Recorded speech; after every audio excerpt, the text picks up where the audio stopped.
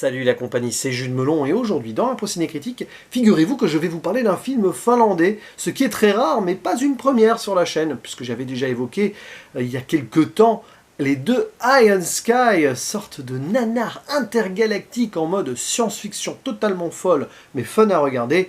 Ici, changement de style complet avec L'homme sans passé, ou en version originale, tiens je vais le tenter, Mies Vaila Meneisutta. J'ai encore quelques beaux restes en finnois suite à de nombreuses écoutes de musique venues de là-bas, métal ou non d'ailleurs. Bref, sorti en 2002, qui fêtera bientôt ses 20 ans, et réalisé par monsieur Aki Kaurismäki, dont je découvre ici le travail, pour un brûlot qui lui a valu le grand prix du jury au Festival de Cannes, ainsi que le prix d'interprétation féminine pour son actrice fétiche ici présente, Kati Outinen. À ses côtés, nous avons Markku Peltola qui joue l'homme sans passé. Et donc, petit synopsis rapide, ce monsieur qui arrive à Helsinki va très vite être dans de beaux draps puisqu'il va se faire tabasser par une bande de jeunes, presque laissé pour mort, titubant, il va s'écrouler dans les toilettes, il va se retrouver à l'hôpital, il va cesser de vivre quelques instants d'ailleurs, mais il va comme ressusciter, une sorte de symbolique derrière, pour errer dans les rues, ne se souvenant de rien, ni de son nom, ni de son passé, et il va être recueilli par des SDF près du port, et là il va réapprendre à vivre autrement, avant de rencontrer une femme, Irma, qui s'occupe de l'armée du salut, et forcément une relation va naître entre les deux. Et nous sommes donc en présence d'une comédie romantico-sociale, un peu dramatique mais très humaine, et franchement, je suis totalement rentré dans l'univers du monsieur, j'ai beaucoup apprécié, et j'étais comme en terrain conquis. Ça faisait un petit moment que je voulais voir ce film, je ne savais pas trop vers quoi j'allais me diriger, mais dès les premières minutes, j'étais comme un poisson dans l'eau. Il faut dire qu'il y a un petit côté Ken Loach sur le côté humain. Alors là, c'est pas le Royaume-Uni, on est plus au nord, mais il y a cette même obsession de mettre en avant les personnages, le côté ubuesque de l'administration, et donc montrer la misère autrement. C'est peut-être moins misérabiliste, entre guillemets, quand même, ici qu'un Ken Loach. Et puis alors, bon, je n'ai pas été surpris parce que j'en avais déjà entendu parler, il y a cette touche de notre duo francophone Kervern Delpine, que vous connaissez bien, et pour cause, ils l'ont fait jouer, Kaurismäki, dans leur premier film, Altra. Et clairement, on voit que c'est une de leurs influences principales. Alors je ne sais pas si c'est ce film en particulier ou d'autres préalables, j'imagine que c'est un peu de tout. Mais on a des moments, des plans, ce décalage, un petit peu ces silences, avant de tomber sur de l'humour un peu pince sans rire ou de situations qui vont faire penser forcément aux différents brûlots que j'ai pu voir de ces deux messieurs.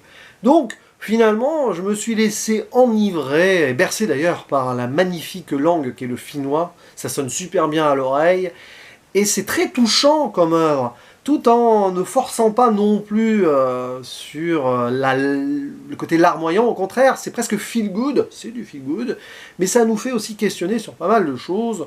En 2002, bon, je ne sais pas quel était l'état de la crise économique potentielle en Finlande, peu importe, c'est surtout qu'une société ici très capitaliste nous est dénoncée clairement à travers certaines scènes qui sont mais extraordinaires. Je vais en retenir une en particulier, quand il veut créer son compte en banque, ce qui est hyper compliqué puisqu'il n'a pas de nom, mais bon, on se retrouve avec ici un gros bazar dans le démarchage administratif pour ce monsieur, et quand il va donc dans cette banque qui est sur le point de fermer, où il n'y a qu'une employée, il va y avoir tout un imbroglio avec un hold-up. On a de l'humour pince sans rire, qui est absolument génial ici. Il y a une forme de cynisme absolu sur l'état de la société et de l'administration. C'est grandiose. Donc il y a ce moment-là, et puis évidemment toutes ces discussions qu'il peut avoir avec ces personnages qu'il va rencontrer, SDF, Armée du Salut. Il va lui-même essayer de révolutionner ce petit monde à travers la musique, puisque les chants traditionnels, très religieux de l'Armée du Salut, bon, sont un peu old school à ses yeux, et il va essayer de leur insuffler une sorte de dynamisme un peu plus rock. Et il y a des moments de chansons extraordinaire dans ce film. Et ça m'en rappelle quelques groupes que j'écoutais un peu à l'époque, qui avaient cette ambiance-là, avec cette langue qui est vraiment extraordinaire à écouter aussi en chanson.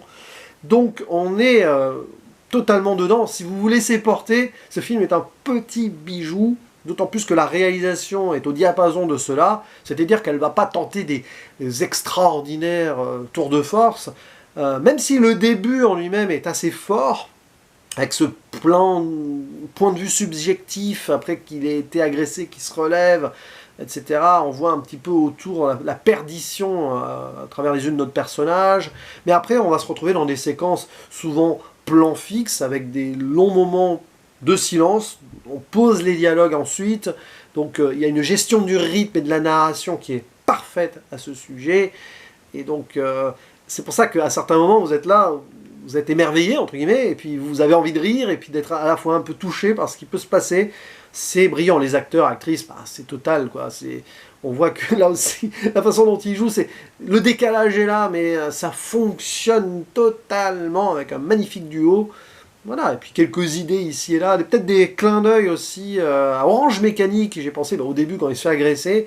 Donc la bande, là, il y en a un qui prend la radio dans la valise du monsieur, et qui va hop, mettre de la musique, et c'est de la musique classique qui est intradiégétique, et qui va ensuite d'ailleurs se transformer en extradiégétique pour la suite, quand il déambule. Ça c'est vraiment extraordinaire, j'aime bien cette idée-là, ce procédé. Donc ouais, non, mais c'est un film à découvrir. Alors je ne sais pas du tout si c'est le meilleur Kaurismäki, je ne peux pas savoir. Je sais qu'il a fait des œuvres très différentes et marquantes auparavant, notamment son précédent, You-Ha, qui était un film muet, le dernier film muet du XXe siècle, de ce que j'ai lu, pourquoi pas. Ça, donc on voit qu'il varie un petit peu aussi les genres. Je ne sais pas si le monsieur a prévu un film bientôt, je crois que son dernier date de 2017, mais en tout cas voilà un nouveau réalisateur pour moi en tout cas, hein, que je vais suivre avec intérêt et dont je découvrirai probablement d'autres œuvres. Et n'hésitez pas à dire ce que vous en avez pensé de ce film-là précisément, et si vous aimez d'autres métrages de Kaurismäki, moi ça m'intéresse, hein. Allez-y de vos suggestions, et n'hésitez pas du coup à dire ce qui vous a le plus marqué hein, dans ce brûlot précis, que ce soit la musique, les personnages, les ambiances, ou le tout, un petit peu à mes yeux. Mais en tout cas, voilà une des plus belles découvertes que j'ai pu faire cet été, hors nouveauté, bien évidemment. N'hésitez pas donc, à vous la parole. Il ne me reste plus qu'à vous dire à la prochaine. Ciao!